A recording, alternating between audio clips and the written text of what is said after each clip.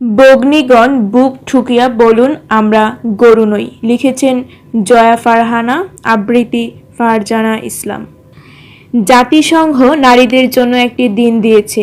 এমন নয় যে এই দিনটির ২৪ ঘণ্টায় নারীরা কেতকী কেশপাশ সুরভিত করে সুসজ্জিতা সুগন্ধিতা সুরঞ্জনা হয়ে পালঙ্কে গা ডুবিয়ে কেবল শুয়ে বসে কাটিয়ে দেন, আর তাদের অর্ধাঙ্গ পালঙ্কের ধারে আদা সন্তস্ত আদা জড়তায় জাফরান সহ পেস্তা বাদামের শরবত, তবক মোড়া সন্দেশ হাতে কিংবা হালামলের ওটস বিস্কুট আর সবুজ চা নিয়ে কিন্নর কণ্ঠে উঠো সখী, ভাঙলো তোমার ঘুম বলে নারীদের এক অমর্ত্য উপলব্ধিতে জাগিয়ে তোলেন। তেমন ভাগ্যবান নারী কজন আছেন জীবনে যাদের উপস্থিতিতে অনন্য অপার মহিমা বলে ভাবেন তাদের সহযোগী সহকর্মী সহপাঠীরা? নেই, নেই, থাকলেও খুব কম, হাতে গোনা।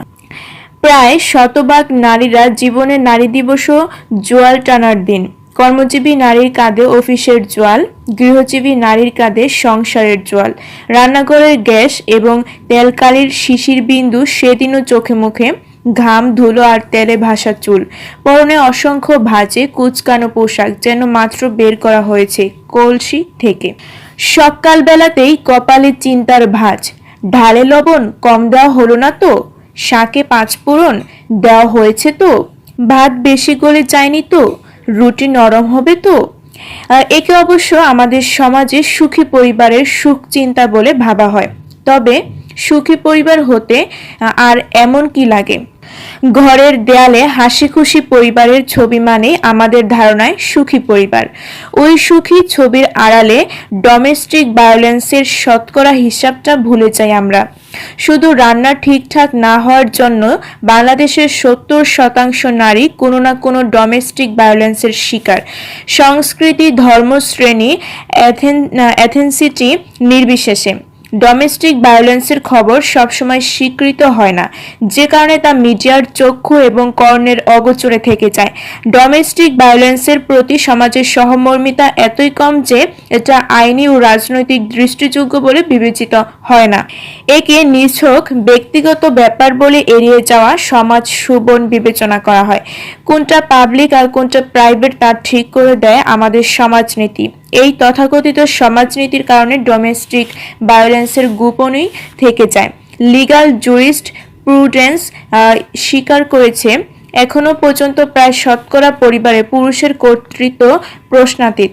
ফলে শুধু স্ত্রী নয়, পরিবারের যে কোনো সদস্যের উপর পরিবারের প্রধান পুরুষের যে কোনো সহিংস আচরণকে পরিবারের শৃঙ্খলা বজায় রাখার কৌশল হিসেবে দেখা হয়।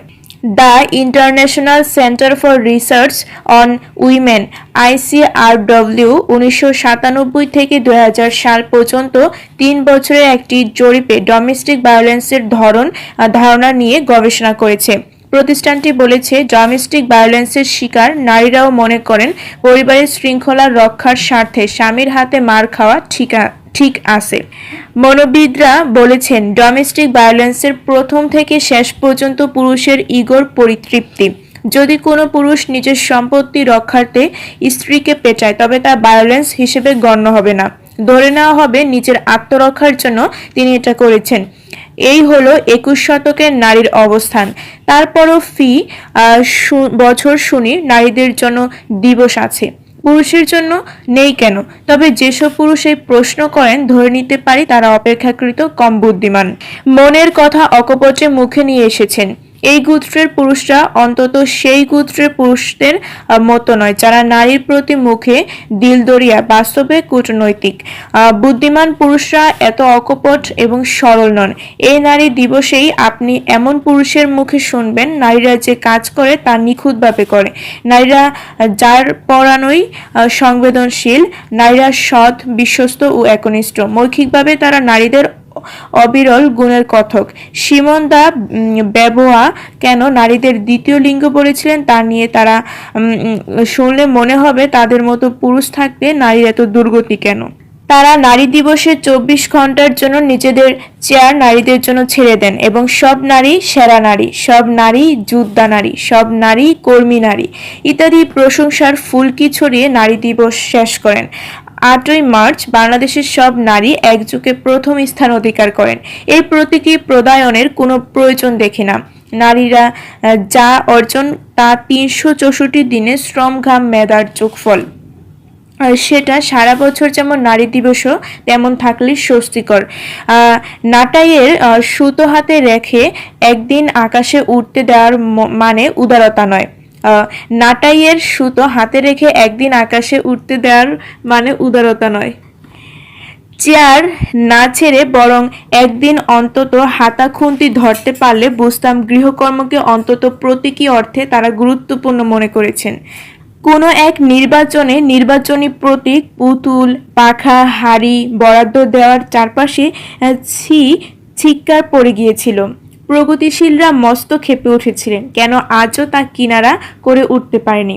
এসব প্রতীক যা প্রতীকী অর্থে নারীকে মনে করিয়ে দেয়, তা কি এতই অমর্যাদার, এতই অবহেলার যে তা নির্বাচনী প্রতীক হওয়ার অযোগ্য? এ থেকেই সমাজের মানসিকতা কিছুটা হলেও বোঝা যায়। আপনি মুখে বলছেন সকল নারী কর্মী নারী, যোদ্ধা নারী, অথচ গৃহী নারীর ব্যবহার্য সামগ্রীকে অমর্যাদার ভাবছেন। ভারতের তারকা সম্পাদক এবং সাবেক মন্ত্রী এম.জে. আকবরের মুখে নারীর পক্ষে কত কথাই না শুনেছি। ভাবতাম তিনি নারীদের পরিত্রাতা। পরে দেখলাম মিটুর কাঠগড়ায় দাঁড়িয়েছেন তিনি। 15 জনেরও বেশি নারী সাংবাদিক অভিযোগ করেছেন, চাকরির ইন্টারভিউ বা পেশাগত আলোচনার ছুতোয় কমবয়সী নারী সহকর্মীদের তিনি শারীরিক সম্পর্কের জন্য আমন্ত্রণ জানাতেন। প্রত্যাখ্যাত হলে দায়িত্ব থেকে অব্যাহতি। 2017 সালে 70 জনেরও বেশি নারী অভিনয়শিল্পী সম্মতিহীন যৌন সংভোগের অভিযোগ এনেছিলেন হলিউডের প্রভাবশালী প্রযোজক ও প্রযোজনা সংস্থা মিরা ম্যাক্সের স্বত্বাধিকারী হার্ভি ওয়াইনস্টিনের বিরুদ্ধে।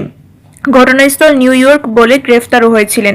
বাংলাদেশের ক্ষেত্রে এ জাতীয় ঘটনার পরিণতি কি হয় তা তো আমরা দেখি। কি কারণে বাংলাদেশে মিটু হালে পানি পেল না তাও না বোঝার কোনো কারণ নেই। অভিযোগ আছে নারী নিয়ন্ত্রণ করছে ট্রিলিয়ন ডলারের প্রসাধন গহনা এবং বিউটি ইন্ডাস্ট্রি। ভাবছেন পুরুষ হলো সোনার আংটি, তা বাঁকা হলেই কি সোজা হলেই কি। জমানা বদল গেয়া। মিলেনিয়াম প্রজন্মের মেয়েরা সাড়ম্বরে ঘোষণা দিয়েছে তাদের আংটিও চাই, সোনাও চাই, আর চাই একেবারে চকচকে এবং সোজা। সোনার আংটির তাই উসাইন বোল্টের মতো ছুটছেন সেলুনগুলোতে। গত 10 বছরে সেখানে পুরুষ ক্লায়েন্টের সংখ্যা তাই বেড়েছে অন্তত কয়েক গুণ। শহরের নামিদামি সেলুনগুলোতে খোঁজ নিয়ে দেখুন, একের পর এক তারা ব্রাঞ্চ খুলে যাচ্ছেন পুরুষের জন্য। ম্যানিকিউর, পেডিকিউর, ফেসিয়াল, চুল ডাইং, এমনকি বিশেষ পদ্ধতিতে গুফো ডাইং করা হচ্ছে। আঙুল থেকে নিকোটিনের ছাপ দূর করতে সেলুনগুলো রেখেছে বিশেষ ব্যবস্থা। ধূমপায়ী পুরুষ মুখের গন্ধ ঢাকতে ব্যবহার করেন তামাক গোত্রীয় আফটার শেভ পারফিউম। অশীতিপর বৃদ্ধের হাতে বাহারি ওয়াকিং স্টিক, ফিনফিনে আদাবি পাঞ্জাবি, শীতে রেমন্ডের স্যুট, বাটন হলে গোলাপ। এত কিছুর পরও পুরুষের সাজসজ্জার কোনো অপবাদ নেই। পুরুষ নাকি সাজেই না। অ্যাথেন্সের বাজারে উলুঢুলু জামাকাপড় পরিধান করে ছাত্র পরিয়ে শত শত প্লেটো অ্যারিস্টটল তৈরি করেছেন সক্রেটিস। এই গল্প যে কত শুনেছি। অন্যমনস্ক প্রফেসর আইনস্টাইনের এলোঝেলো চুলের স্টাইল তো রীতিমতো কিংবদন্তি। অথচ কত হাজার হাজার পুরুষ যে রোহিত শর্মা কিংবা বিপ্লব সাহার ডিজাইন করা পোশাক কেনার জন্য হন্যে দিয়ে পড়েন, সে গল্প সমাজের কাছে থই পায় না। চারু দত্ত যখন বসন্ত সোনার সঙ্গে অভিসারে যেত তখন সেই সাজসজ্জার ইতিহাস ঘটা করে লেখা হয় না। গোলাপের পাপড়ির নির্যাস মেখে সম্রাজ্ঞী নূরজাহান স্নান করেছেন, সে কাহিনী কম বেশি সবারই জানা আছে। কিন্তু নূরজাহানের সঙ্গে দেখা করার সময় সম্রাট জাহাঙ্গীর যে চন্দন আর খাস তেল মেখে স্নান করতেন, ধূপের ধোঁয়ায় চুল শুকাতেন, চোখে সুরমা পড়তেন আর গুফে তা দিতেন কস্তুরী পমের দিয়ে গায়ে থাকতো ফিনফিনের মখমলের একরাশি ঘের দেওয়া আঁকরাখা, সেই কাহিনী প্রচার হয়নি। রাজপুত্রদের নাগরার সূক্ষ্ম মণিমুক্তার কাজের কথাই বা লেখা আছে কোথায়? কি পরিমাণ গহনা পরতেন মুঘল বাদশাহরা তা জানানো হয় না, কিন্তু এমেলদা মার্কোসের ৪,৫০০ জোতার কাহিনী এশিয়া থেকে আফ্রিকা পর্যন্ত জানানোর ব্যবস্থা হয়। পুরুষের হাতে কলম বলি কি সুদূর এবং অদূরের ইতিহাস এত পক্ষপাতপূর্ণ? শুধু কি ইতিহাস পক্ষপাতপূর্ণ, ধর্মও কি নয়? এত বড় যুদ্ধ জয় করলেন রাম, বধ করলেন মহাপরাক্রমশালী রাবণকে, অথচ নিষ্কলঙ্ক পত্নী সীতা অগ্নি পরীক্ষায় উত্তীর্ণ হওয়ার পরও কোনোদিন তাকে ঘরে স্থান দিলেন না, শুধু লোকনিন্দার ভয়ে। আপনারা বলেন $1 ট্রিলিয়ন বিউটি ইন্ডাস্ট্রির কথা, সতীত্বের ইন্ডাস্ট্রি তো তার চেয়েও বড় অঙ্কের। একপতি নিষ্ঠার সতীত্বের ধারণা আমরা পাই বেদের যুগ থেকে। দিগেশের 10ম মণ্ডলে স্ত্রীকে ধ্রুবতারা দেখিয়ে বলা হচ্ছে যে তার মনকে স্বামীর প্রতি এরকম স্থির থাকতে হবে, স্বামীর প্রতি এমন কোনো বিধান নেই। বহু বছর হলো ভাবি একটি মাত্র দিন পাওয়ার সুবাদে কত গঞ্জনা যে শুনতে হয়, উহাদের আছে আমাদের নাই কেন? এই উহাদের মানে পুরুষদের শ্রেষ্ঠত্বের আর কি। কিন্তু আজ পর্যন্ত কোনো কুল কিনারা করতে পারিনি, দিনটি পেয়ে কি লাভ হলো? এমন নয় যে নারী এদিন বিশেষ কোনো স্তরে উত্তীর্ণ হয়ে যায়, এমন নয় যে সংসারের নিত্য বওয়া বোঝা থেকে মুক্তি মেলে। উপার্জন যারই হোক, খাদ্য ব্যবস্থাপনার শতভাগ দায় নারীর হাতে থাকায় এবং দ্রব্যমূল্যের উল্লম্ফনে প্রতিদিনই ভাবতে হয় গতকাল পর্যন্ত তো কোনো রকম পার করা গেল, আজ কি? আজ নাস্তার টেবিলে কচুরিপানাই দিতে হয় নাকি? কচুরিপানার বিবিধ পুষ্টিমূল্যের কথা শোনার পর কচুরিপানা খেতে যে বিশেষ আপত্তি আছে তাও নয়। তাছাড়া নারীর তো গরুরও অদম। এ দেশের পুরুষের তরি প্রবাদ, ভাগ্যবানের বউ মরে, অবাগার গরু মরে। নাস্তার টেবিলে তো শুধু দুর্ভাগিনী, জনম দুঃখিনী, কপালপুরী নারী থাকে না, পুরুষও থাকে। বউ না মরার আগে তো তারা দুর্ভাগাই, হাজার হোক দুর্ভাগাদের তো আর কচুরিপানা খেতে দেওয়া যায় না। জয়া ফারহানা, কথা সাহিত্যিক ও কলাম লেখক। আসসালামু আলাইকুম।